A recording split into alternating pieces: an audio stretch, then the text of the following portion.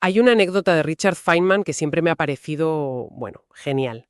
La del bongo. Esa misma. Cuenta que en las pocas ocasiones en que le pidieron tocar en público, al presentador, pues al que le daba paso, ¿no? Sí. Nunca jamás se le ocurrió mencionar que también era físico teórico. Es que es fantástica, porque resume muy bien esa tensión cultural que él veía. La del científico como una especie de autómata, ¿sabes? Totalmente. Separado del arte, de la creatividad, como si no pudieras apreciar la belleza de una flor y a la vez entender su biología. Justo. Y él defendía lo contrario, que saber más, que el conocimiento, añade una capa de profundidad a esa belleza. Claro.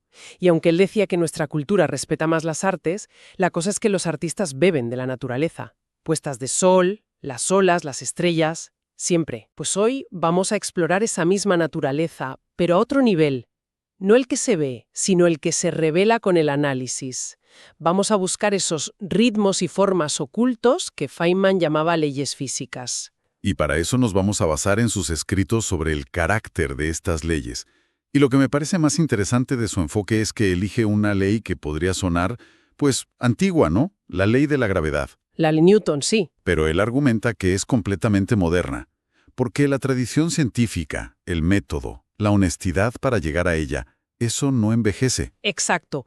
La idea no es celebrar lo listos que fuimos, sino, como decía él, maravillarnos de que la naturaleza sea tan lista para obedecer una ley tan simple y elegante. Así que ese es el plan. Usar la gravedad para desgranar ese carácter de las leyes físicas. Vale, pues vamos a ello. Vamos a desgranar esto. ¿Qué es exactamente la ley de la gravedad según Feynman? Porque él la reduce a la mínima expresión. A dos ideas, básicamente. Dos cuerpos se atraen y esa fuerza depende de la distancia, es inversamente proporcional al cuadrado de la distancia y también de sus masas. Es la famosa fórmula que todos hemos visto alguna vez, la de F igual a G por M1, M2, partido por R al cuadrado. Pero lo importante no es la matemática en sí, sino la idea que hay detrás. Que todo tira de todo. Exacto, que todo tira de todo, en todas partes, todo el tiempo. Es una idea radical. Y la segunda parte es cómo responden los cuerpos a esa fuerza. Responden acelerando, cambiando su velocidad, y lo hacen de forma inversamente proporcional a su masa. O sea que cuanto más masivo es algo, más le cuesta empezar a moverse o cambiar de dirección. Y ya está. Feynman dice que con esas dos frases se ha dicho todo. El resto son consecuencias matemáticas. Y aquí hay que pararse un momento, porque esto es un salto mental gigantesco. Antes se pensaba que las leyes del cielo y las de la tierra eran distintas. Claro, lo celestial era perfecto, divino. Y lo terrestre, pues corrupto, caótico, imperfecto. La idea de que la misma fuerza que hace caer una manzana aquí es la que mantiene a Júpiter en su órbita, vamos, es casi una herejía filosófica. Unifica todo el cosmos. Esa universalidad es una de las claves, entonces. Desde luego. Y para entender de dónde sale todo esto, hay que viajar un poco atrás. Después de Copérnico, ya se sabía que los planetas giraban en torno al Sol, pero la pregunta era, ¿cómo? En círculos perfectos, ¿a qué velocidad? Había muchas preguntas en el aire. Y aquí es cuando entra un personaje clave, un tal Tycho Brahe. Que no era un académico al uso, ¿verdad? Era un noble danés con muchísimos recursos. Eso es, tenía su propio observatorio, Uraniborg, que era, bueno, como el CERN de su época. Financiado por la corona, sí. Un proyecto a lo grande.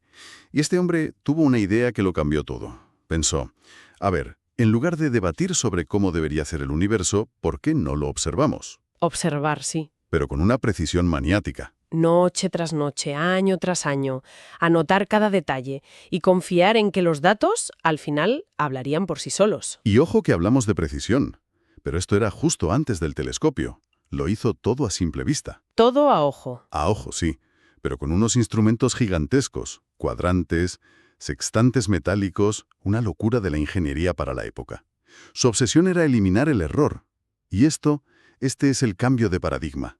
Es el paso de la filosofía al método científico empírico. La observación como juez final. Sin sus tablas de datos, la historia que viene después simplemente no existiría. Claro, porque esos datos, esa montaña de observaciones, acabó en manos de su ayudante, un matemático alemán brillante, Johannes Kepler.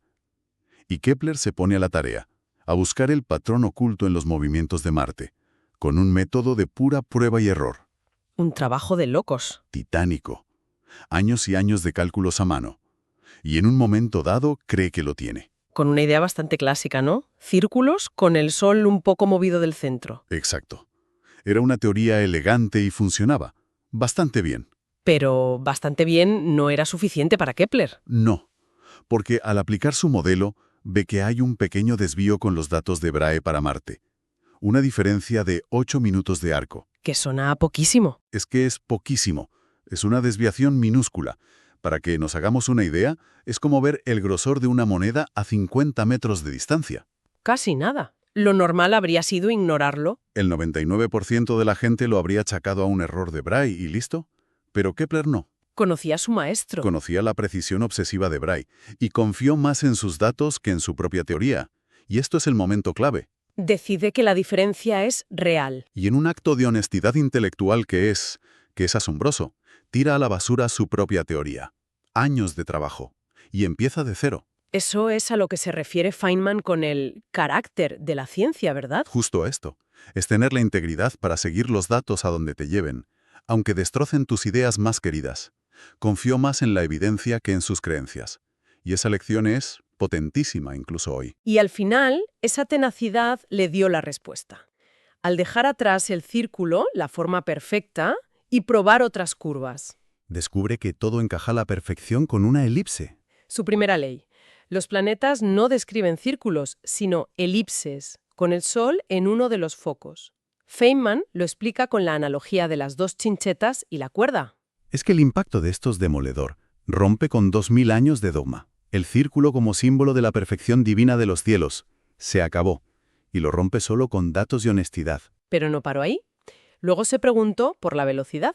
Claro. Y así llega a la segunda ley. La línea que une el planeta y el Sol barre áreas iguales en tiempos iguales. Que dicho de forma más sencilla, significa que va más rápido cuando está cerca del Sol y más lento cuando está lejos. Tiene sentido, ¿no? Como si cayera hacia el Sol y luego volviera a subir. Ya se intuye una fuerza ahí. Y años más tarde, la tercera ley. Que es la que lo une todo. La que encuentra una relación matemática precisa entre lo grande que es la órbita de un planeta y lo que tarda en completarla. El cuadrado del periodo es proporcional al cubo de la distancia. Eso es. Y esto ya no es una fórmula, es la revelación de una armonía, de una arquitectura matemática que gobierna todo el sistema solar. Kepler nos dice el cómo se mueven los planetas, con una precisión increíble. Pero la pregunta del ¿por qué? Esa seguía ahí. ¿Qué motor movía todo esto? Y lo curioso es que la siguiente pieza del puzzle no vino de mirar más al cielo. Sino de mirar al suelo. Porque mientras Kepler hacía todo esto, en la Tierra, Galileo Galilei estudiaba el movimiento de otra forma. Bolas rodando, péndulos, objetos que caen, cosas del día a día. Es increíble cómo avanzaba en paralelo, ¿verdad? Kepler de arriba abajo buscando el patrón cósmico. Y Galileo de abajo arriba buscando los principios fundamentales en lo más simple. Y Galileo encuentra uno de esos principios clave, la inercia. La idea de que si a un objeto en movimiento no lo toca nada, seguirá moviéndose en línea recta a velocidad constante. Para siempre. Hoy los parece de libro de texto, casi obvio, pero en su momento fue... Fue revolucionario, porque va en contra de toda nuestra experiencia. Aquí en la Tierra todo se para por la fricción. Claro, si lanzas algo se acaba parando. La genialidad de Galileo fue imaginar un mundo ideal, sin fricción, para deducir la ley que hay por debajo. Y tuvo que argumentar que la realidad que todos veíamos era, en cierto modo, una ilusión que ocultaba una verdad más profunda. Eso es de una valentía intelectual enorme. Y esa idea, la inercia, es la pieza final que faltaba. Ahora sí, el escenario está preparado para la gran unificación de Newton. Exacto. Pongamos las piezas sobre la mesa. Por un lado, Kepler nos dice el qué. Los planetas se mueven en elipses, es un hecho. Y por otro, Galileo nos da la regla del juego. Los objetos, por su naturaleza, quieren moverse en línea recta. La contradicción es evidente. Pide a gritos una explicación. Entonces, resumiendo un poco, hemos visto la observación casi maníaca de Brahe, la tenacidad y la integridad de Kepler para encontrar los patrones, y en paralelo, a Galileo descubriendo una ley fundamental aquí en la Tierra. Y Feynman nos deja con un cliffhanger genial. Sí, Menciona que en tiempos de Kepler se creía que había ángeles empujando a los planetas por detrás para que no se separaran, y bromea diciendo que la respuesta no está tan lejos de la verdad. Solo que los ángeles empujan en otra dirección. Exacto. Feynman escribe que los ángeles empujan constantemente hacia adentro, hacia el Sol. Pensemos en esa imagen un momento. Es potentísima. Tienes a los planetas que, por la inercia de Galileo, quieren irse en línea recta, escapar al vacío. Su tendencia natural. Y a la vez, tienes esa fuerza misteriosa, esos ángeles, tirando de ellos hacia el Sol, sin parar, a cada segundo. El movimiento orbital no es un paseo. Es una lucha constante entre la inercia que quiere escapar y una fuerza que los obliga a caer. Los planetas están en una caída perpetua. Una caída perpetua de la que nunca aterrizan. Exactamente. Es una forma increíble de verlo. Y nos deja la pregunta final en el aire. Inevitablemente, si los objetos tienden a moverse en línea recta, pero sabemos que se mueven en elipses, ¿qué es esa fuerza? ¿Qué son esos ángeles que empujan hacia adentro que los desvían de su camino? Y la respuesta, claro. Es la propia gravedad, la que describimos con esas dos frases tan simples al principio. Es un círculo perfecto que conecta el principio de nuestra charla con el final, mostrando cómo una ley tan sencilla puede generar toda la complejidad y la belleza del cosmos.